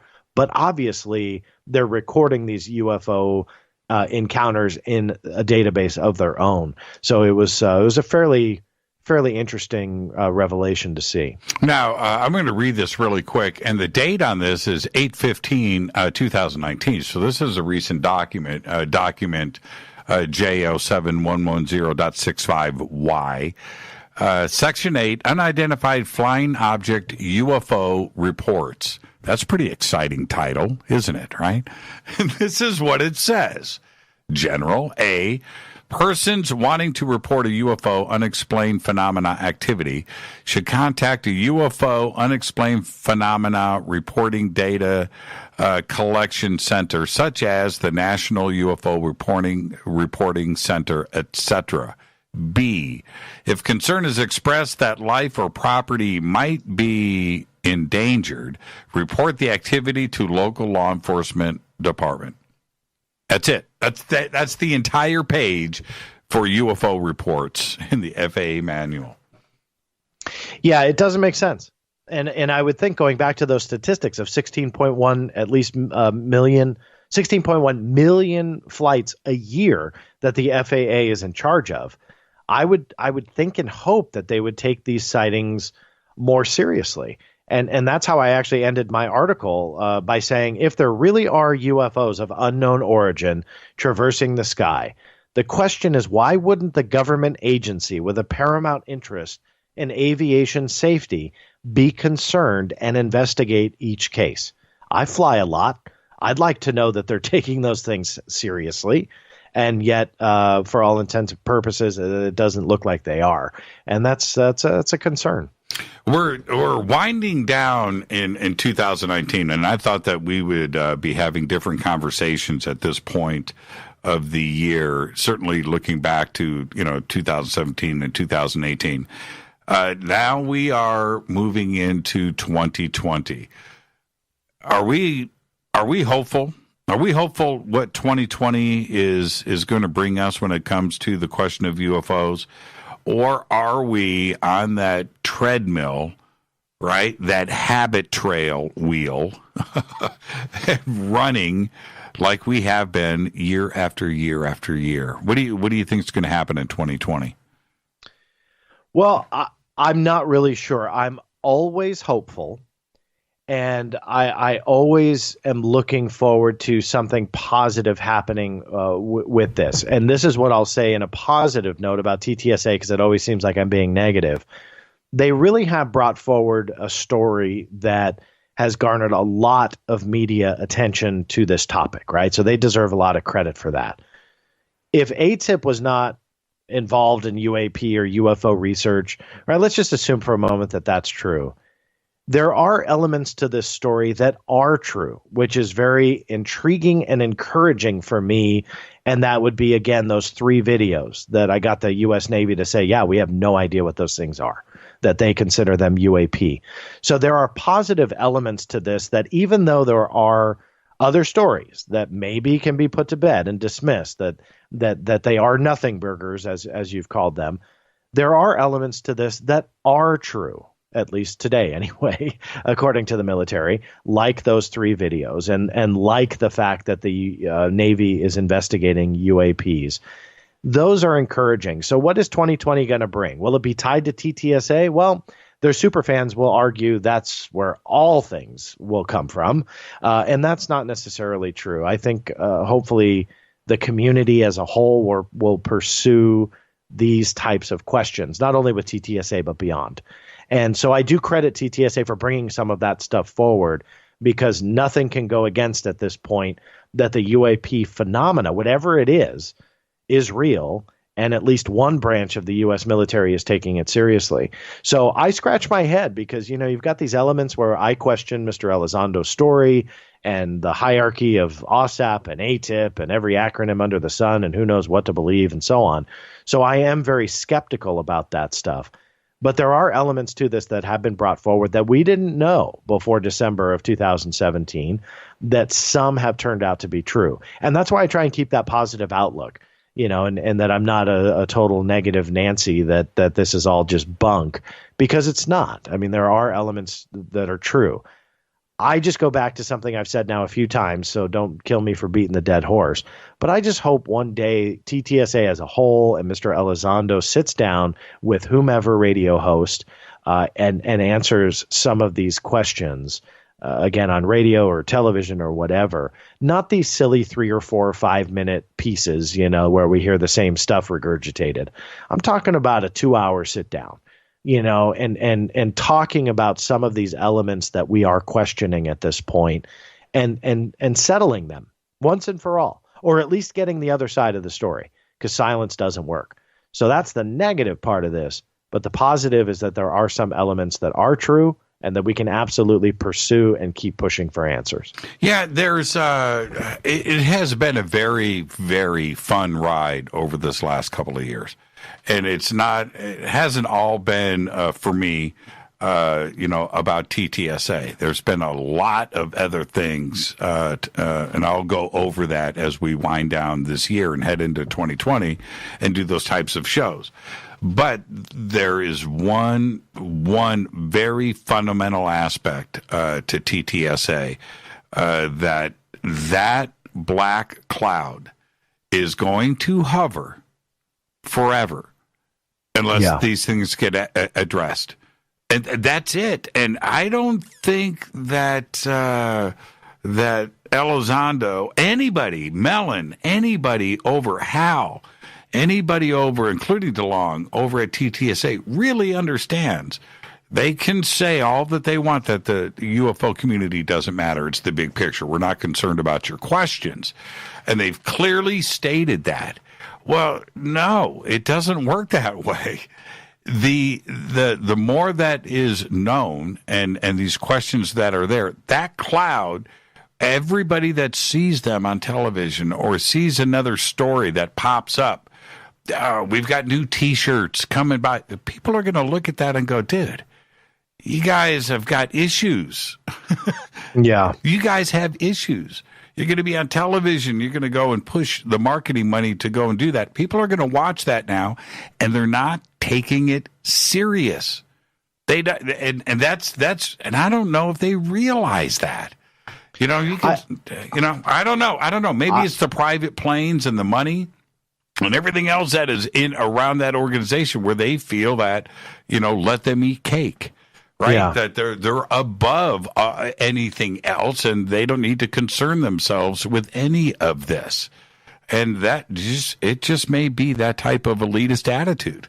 Yeah, and I know you've been around the block for a long time, and so have I. I'm hitting 23 years, like I said, and that's why people like us get passionate and even emotional is a good word about this, because when they have a lack of caring and a lack of respect for a topic that deserves it, that's where I get a little heated. That's where I get a little bit passionate about it.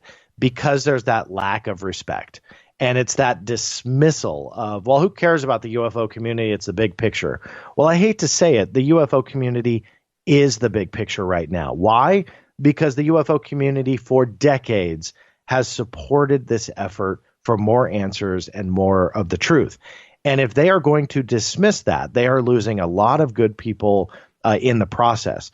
And what they are doing, whether willingly, knowingly, or whatever, they are dismissing that part of the community, but dismissing the requirement that they need to fulfill for proving what they are saying, how they are saying it, and what they want to do. And it's because the UFO community for decades has pushed for these answers, and for them to dismiss it, that's why they're making the silly mistakes that they are. And that's why they show a Mylar balloon in their opening press conference to represent the Tic Tac.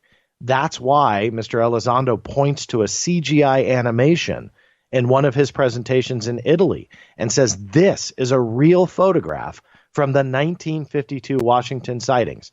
That, I believe, is what they issued an apology for. My whole point is that by dismissing decades and decades worth of research and drive and passion, they are making more mistakes than the Pentagon. And what their super fans don't realize is that the Pentagon fully admitted to making that mistake, and they blacklist them. TTSA makes a mistake, and they're heralded as being the most honest group out there.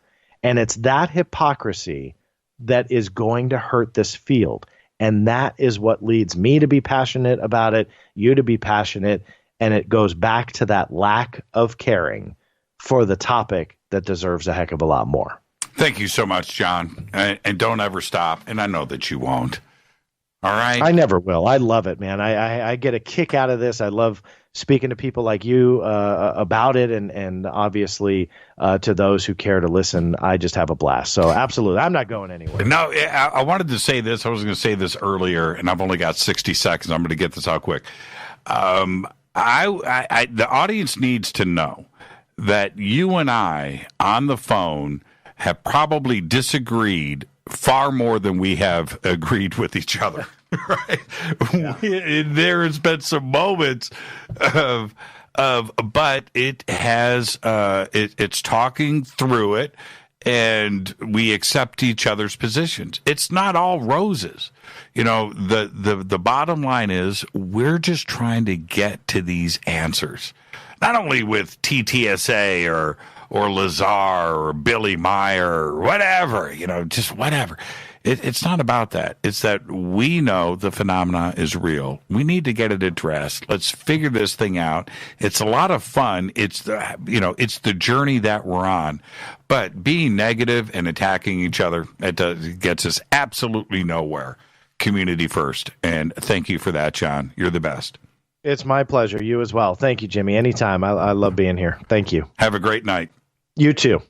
John Greenewald, The Black Vault. Thank you so much, John. And theblackvault.com, very simple. The links are over at jimmychurchradio.com.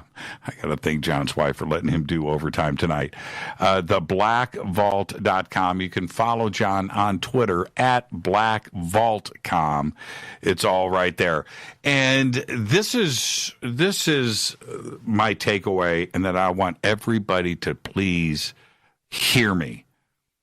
Everything that I speak about where I lose interest in something, or I use the words like pull the plug, or my interest is fading, I don't have the energy to apply to everything, right? And if I lose interest and the energy is out, I'm trying to figure out. I've seen way too many crazy things, right? I need to worry about what I have seen, the things that you have seen, the things that you have experienced.